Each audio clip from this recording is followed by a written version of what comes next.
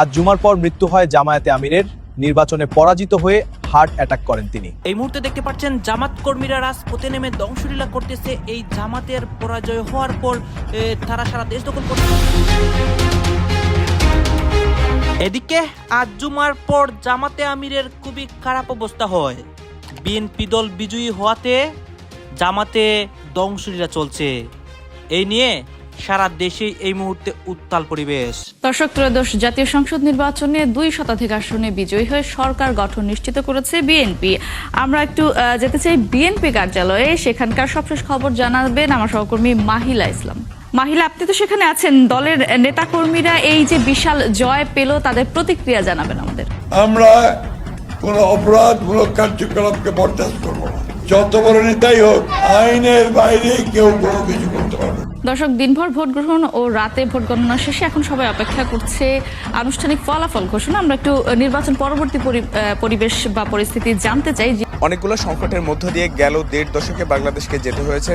বিশেষ করে আর্থিক সংকটের অবস্থা অত্যন্ত ভয়াবহ। এদিকে নির্বাচনে জিতেই আওয়ামী লীগকে সুখবর দিলেন তারেক রহমান। শীঘ্রই আওয়ামী লীগের নিষেধাজ্ঞা প্রত্যাহার। দেশবাসীকে ধন্যবাদ দিলেন শেখ হাসিনা। নির্বাচনের ফল নিয়ে যারা চক্রান্তের অভিযোগ তুলে আন্দোলনের মাধ্যমে জনগণের সামনে তাদেরকে উপস্থাপন করার হুঁশিয়ারি দিয়েছে জামায়াতে ইসলামী। জামাতে ইসলামী একটা হুঁশিয়ারি দেয় তারা পরাজিত হওয়ার পর। এইদিকে আজ জুমার পর জামাতে আমিরের খুবই খারাপ অবস্থা হয় নির্বাচনের চূড়ান্ত ফলাফল শোনার পর। দর্শক শ্রোতা, সারা দেশেই গতকালকে নির্বাচন ছিল এবং সেই নির্বাচনের আজকে আনুষ্ঠানিক ফলাফল ঘোষণা হয়। 200-র অধিক আসন পেয়ে বিএনপি বিজয় অর্জন করে। এই বিজয়ের খবর শুনে জামাতে আমির এই খবরটি সহ্য করতে পারেন নাই এবং তার খুবই খারাপ অবস্থা হয়। জামাত বিএনপি এই মুহূর্তে মুখোমুখি অবস্থায় জুমার পর এবং দেশে নতুন একটা পরিস্থিতি হয়, ধ্বংসলীলা হয়। সবকিছু দেখতে পারবেন এই একটি ভিডিওতে, আপনারা সম্পূর্ণ ভিডিও ধারাবাহিকটি দেখবেন। দর্শক, ত্রয়োদশ জাতীয় সংসদ নির্বাচনে 2 শতাধিক আসনে বিজয়ী হয়ে সরকার গঠন নিশ্চিত করেছে বিএনপি। আমরা একটু যেতে চাই বিএনপি কার্যালয়ে, সেখানকার সবশেষ খবর জানাবেন আমার সহকর্মী মাহিলা ইসলাম। মাহিলা, আপনি তো সেখানে আছেন, দলের নেতাকর্মীরা এই যে বিশাল জয় পেল তাদের প্রতিক্রিয়া জানাবেন আমাদের। পটুশী, আপনাকে ধন্যবাদ। যেমনটি বলছিলেন, সকালে এখানে গুলশান কার্যালয়ে রয়েছি। যদি সকাল থেকেও গতকাল সারা দিন ভোট গ্রহণ এবং সারা রাত ভোট গণনার কারণে বিএনপির নেতাকর্মীরা এখন এই কার্যালয়ের সামনে কেউই নেই। আমি যদি একটু দেখাই, এখানে সারা রাত যেই ভোট গণনা এবং টেনশন, সেই পরে যেই বহুল কাঙ্ক্ষিত 192টির বেশি আসনে ভোটে জয়ী হয়েছে। এরপরে এখন বিএনপির চেয়ারম্যান তারেক রহমানের নির্দেশেই কিন্তু নেতাকর্মীরা এখন এখানে মিছিল বা কোনো আনন্দ উৎসব করতে নিষেধ করাতে এখন এখানে কোনো নেতাকর্মীরা নেই। আর আরেকটি কথা বলে রাখি, সেটি হচ্ছে যে এবারের ভোট যেহেতু সুষ্ঠু হয়েছে এবং সকল দলের অংশগ্রহণে নির্বাচনটি হয়েছে। তাই এলো ইনোভার, যেন আপনি লাইফে থাকেন রেডি প্রতিদিন। Innova, designed for now. সেক্ষেত্রে ঢাকার 15টি আসনের মধ্যে 6টি আসন কিন্তু বিএনপি নিজে থেকে ব্যর্থ হয়েছে এবং তারা তাদের কাঙ্ক্ষিত ফলটি পায়নি বলে দলটি বেশ উদ্বেগ প্রকাশ করেছে বলে আমরা জানতে পেরেছি। কারণ যেহেতু বিএনপি ভেবেছিল 15টি আসনের মধ্যে হয়তো আরো ভালো ফলাফল তারা পাবে, সেই ক্ষেত্রে 6টি আসন হাতছাড়া হয়ে যাওয়াতে দলটির ভিতরে অনেকটাই একটু উদ্বেগ কাজ করেছে। এখন পর্যন্ত সকালের দিকে বিএনপির কোনো কর্মসূচি না থাকলেও কিছুক্ষণের মধ্যে হয়তো বা বিএনপি চেয়ারম্যান তারেক রহমান এই গুলশান কার্যালয়ে আসতে পারেন এবং বেলা 11টা নাগাদ বিএনপি নির্বাচনী পরিচালনা কমিটির মুখপাত্র মাহদি আমিন তিনি আজকের এই বিএনপি যে কর্মসূচি রয়েছে এবং বিএনপি যেহেতু বিপুল ভোটে এবং বেশি আসনে জয়ী হয়েছেন, সেই ক্ষেত্রে হয়তো কোনো কর্মসূচি ঘোষণা করবেন। তবে বাদ জুম্মার পরে বিএনপির প্রতিটি আসনে দোয়া এবং মিলাদ মাহফিলের মধ্য দিয়ে বিএনপি তাদের এই আনন্দ উল্লাসটি প্রকাশ করবে। তো এই এখন সকালের দিকে এই গুলশান কার্যালয়ের পরিস্থিতিটা এখন এরকমই। দর্শক, নির্বাচন হয়ে গেছে, ফলাফলও আমাদের হাতে এসে গেছে। বিএনপির নিরঙ্কুশ সংখ্যাগরিষ্ঠতা, অর্থাৎ বিএনপি সংসদে গিয়ে ইচ্ছা করলে এমন একটা পরিস্থিতি তৈরি করতে পারে যে তারা যা চাইবে তাই করতে পারবে এবং যেভাবে ইচ্ছা সংবিধান পরিবর্তন করার ক্ষমতাও তারা পেয়ে গেছে। সেরকম ব্যাপারটা যখন তারা পেয়ে যাচ্ছে, তখন জুলাই সনদ বাস্তবায়ন করা এবং জুলাই সনদের নানা ধরনের কথাবার্তা আমরা গত 1.5 বছর ধরে এই অন্তর্বর্তীকালীন সরকার, বিদায়ী অন্তর্বর্তীকালীন সরকারকে যেগুলো আমরা বলতে শুনেছি, ভালো ভালো কথা, সংস্কারের কথা যেগুলো বলতে শুনেছি, সেই বলতে শোনা কথাগুলো আদৌ বিএনপি এখন পরোয়া করবে কিনা সেই প্রশ্ন এসে যাবে। এবং সেই প্রশ্ন এসে যাওয়ার পক্ষে জনগণের সম্মতি তারা পেয়ে গেছে। জনগণের সম্মতি যখন পেয়েছে তখন প্রশ্ন আসে যে বিএনপির এই ভূমিধস বিজয়ের এগেনেস্টে জামাত এবং এনসিপির এরকম ভরাডুবি হলো কেন? যখন জামাত এবং এনসিপি প্রত্যাশা করছিল যে তাদের 11 দলীয় জোট নির্বাচিত হয়ে সরকার গঠন করবে এবং বিএনপিকে তারা তুড়ি মেরে উড়িয়ে দেওয়ার চেষ্টা করছিল, যেগুলো আমরা দেখেছি ভোটের মাঠে, সেগুলো বাস্তবায়ন হলো না কেন? কিংবা মানে তারা প্রতিদ্বন্দ্বিতায় যেতে পারলো না কেন? রাতে যখন অর্ধেক আসনের ফলাফলও ঘোষণা করা হয়নি তখনই কেন জামাতের আমির সংবাদ সম্মেলন করে পরাজয় মেনে নিলেন? সেই প্রশ্নগুলো আসে। এই ভূমিধস বিজয় বিএনপির, তার এগেনস্টে ভূমিধস পরাজয়, এর কারণ কি? কী কারণে জামাত এবং এনসিপি মূলত হেরে গেল? আমরা এই ভিডিওতে সেই ব্যাপারটা বিশ্লেষণ করে বোঝার চেষ্টা করব এবং তার সঙ্গে আপনারা মিলিয়ে দেখবেন যে জামাত এবং এনসিপির ভরাডুবির মূল কারণ আমরা যেটা আলোচনা করছি সেটা নাকি আপনাদের মতামতে ভিন্ন কিছু। সেই আলোচনা করেই বোঝার চেষ্টা করবো এই ভিডিওতে। থাকবেন পলিটিক্স টিভির নিয়মিত আয়োজনে।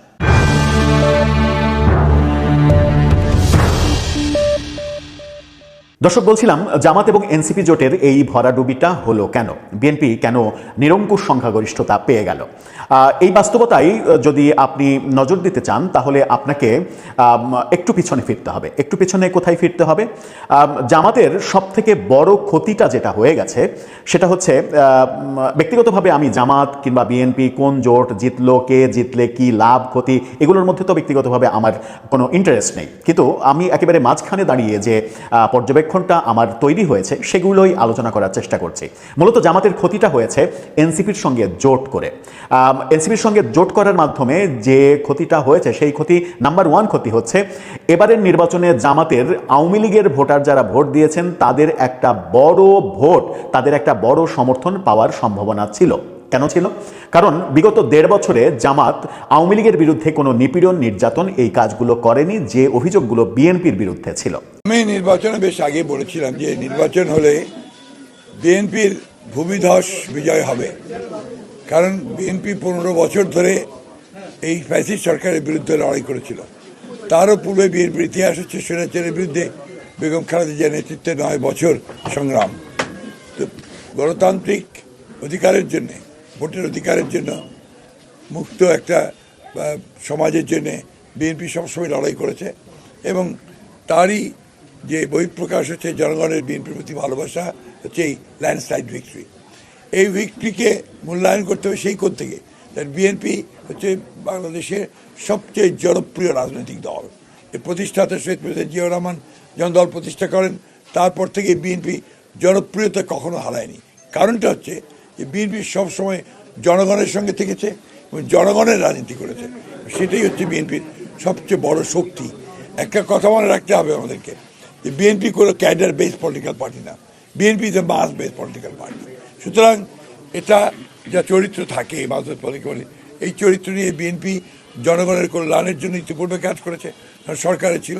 এবং বিএনপির যে ম্যানিফেস্টো, বিএনপির যে ভিশনগুলো, বিএনপির যে রাষ্ট্র সংস্কারের যে কথাগুলো, দাবি দেওয়াগুলো, পয়েন্টসগুলো, সেগুলো জনগণ অ্যাকসেপ্ট করেছে বলেই আজকে এই ল্যান্ডস্লাইড ভিক্টরি হয়েছে। আপনার আরেকটা প্রশ্ন ছিল যে জামাতে ইসলামের এই উত্থান, এটাকে আমরা কিভাবে দেখি? এটা আমি বহু আগেই বলেছি যে দীর্ঘ 15 বছর ফ্যাসিস্ট শাসনের ফলে এটা হচ্ছে একটা বিজ্ঞান, এটা আপনাকে পলিটিক্যাল সায়েন্সের একটা অংশ। যখনই গণতন্ত্র চাপা থাকে, তাকে যখন বাংলাদেশে আটকে দেওয়া হয়, তার কণ্ঠরুদ্ধ করা হয়, তখন অন্য উগ্রবাদী শক্তিগুলো মাথা তেরা দিয়ে উঠতে থাকে। এবং সেটাই এই দেশে ঘটেছে, যেখানে আজকে যেটুকু উত্থান হয়েছে জামাত ইসলামের, that is because of Awami League, তাদের যে দমন পীড়নমূলক যে শাসন এবং বিরোধী দলকে ফাংশন করতে না দেওয়া, তাদেরকে ইলেকশন করতে না দেওয়া, যার ফলে আজকে এটা হয়েছে। বাট আমি অত্যন্ত কনফিডেন্ট যে বাংলাদেশের জনগণ ইতিমধ্যে তাদেরকে রিজেক্ট করেছে, বিএনপি 2/3 মেজরিটি পেয়ে গেছে। জনগণ তাদেরকে আবারও সুষ্ঠু, সৎ এবং কল্যাণমূলক রাজনীতির মধ্যে দিয়ে। বাংলাদেশের ইতিহাসে সত্যি একটি শুভ সকাল আজকে 13ই ফেব্রুয়ারি। আমাদের দৃঢ় বিশ্বাস, আমাদের গণতান্ত্রিক নবযাত্রায় আজকের সকালটা ইতিহাসে স্মরণীয় হয়ে থাকবে এবং আপনারা যে যার অবস্থান থেকে ভূমিকা রেখেছেন তাদের সকলের প্রতি বাংলাদেশ নির্বাচন কমিশনের পক্ষ থেকে, মাননীয় প্রধান নির্বাচন কমিশনার এবং আমার সহকর্মী সকল কমিশনারের পক্ষ থেকে আন্তরিক ধন্যবাদ এবং কৃতজ্ঞতা জানাচ্ছি। আমাদের একটাই কমিটমেন্ট ছিল যে আমরা নির্মোহভাবে আইন প্রয়োগ করে স্বচ্ছ এবং নিরপেক্ষ একটি নির্বাচন উপহার দিব। আমাদের চেষ্টা শতকরা 100% ছিল। কোনো অত্যুক্তি হয়ে থাকলে সেই অত্যুক্তি নিতান্তই আমাদের, আর কোনো কিছু প্রাপ্তি থাকলে আপনারা যারা কাজ করেছেন আপনাদের। আমরা মনে করি জাতি হিসেবে আমাদের মান, সম্মান, ভাবমূর্তি, বিশ্ববাজারে আমাদের বার্গেনিং ক্যাপাসিটি, আমাদের বিনিয়োগ, কর্মসংস্থান হেন কিছু নাই যেটা এই নির্বাচনের সাথে সম্পৃক্ত ছিল না। সুতরাং নির্বাচন কমিশনের পক্ষ থেকে আমরা শুধু এটাকে নেহায়েত একটা নির্বাচন অনুষ্ঠানের দায়িত্ব হিসেবে নেই নাই, এটা আমাদের একটা পবিত্র আমানত হিসেবে আমরা গ্রহণ করেছিলাম। এবং আল্লাহর হাজার শুকর, তিনি নেহায়েত রহমত করেছেন বিধায় আমরা সুষ্ঠুভাবে এই মহাযজ্ঞ সম্পাদন করতে পেরেছি।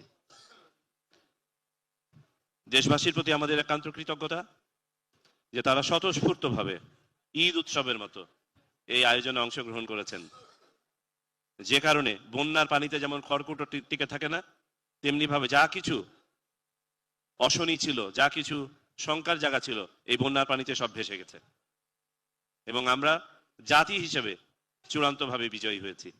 আমি আর কথা বাড়াই না, পুনরায় আপনাদের কাছে কৃতজ্ঞতা জ্ঞাপন করছি নির্বাচন কমিশনের পক্ষ থেকে।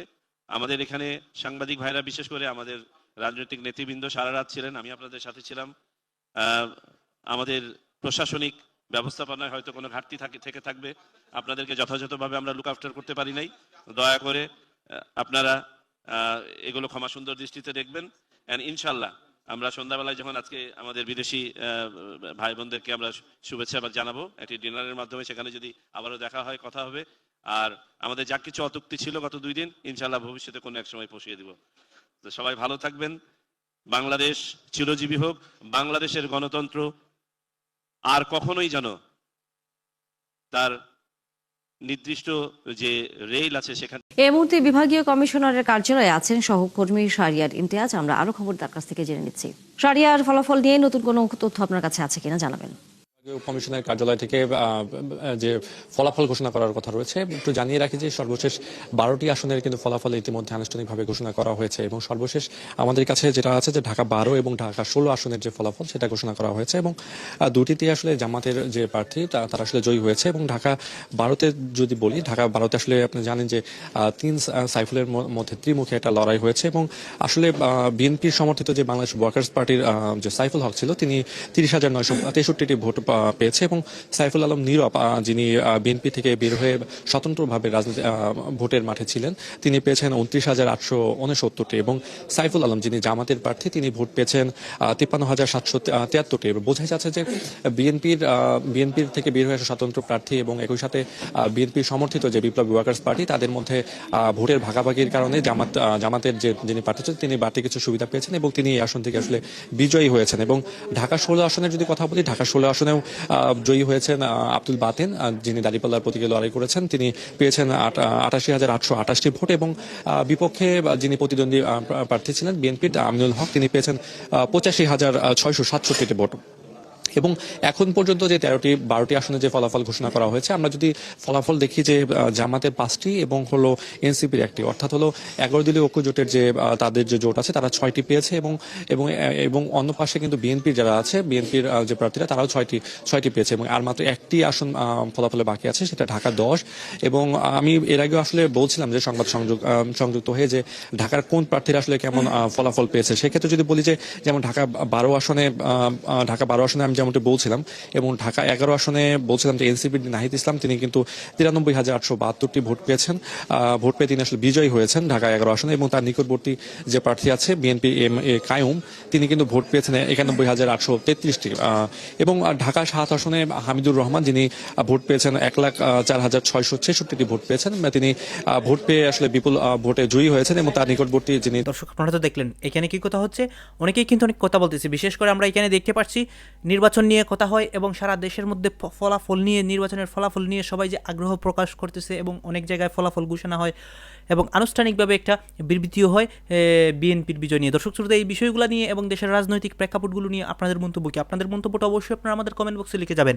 আর হেতক্ষণ আপনাদেরকে আমরা যা কিছু দেখিয়েছি সব কিছু আমরা সোশ্যাল মিডিয়া থেকে সংগ্রহ করেছি, এখানে আমাদের নিজস্ব কোনো মন্তব্য নেই বা আমাদের নিজস্ব কোনো সিদ্ধান্তও নেই। সর্বশেষ আপনাদের কাছে আমাদের একটা রিকোয়েস্ট থাকবে, আপনারা আমাদের চ্যানেলের নতুন দর্শক হয়ে থাকলে চ্যানেলটি সাবস্ক্রাইব করবেন এবং পাশে থাকা বেল বাটনটি বাজাবেন যাতে করে নেক্সট ভিডিওটা সবার আগে আপনাদের কাছে পৌঁছে যায়। ধন্যবাদ।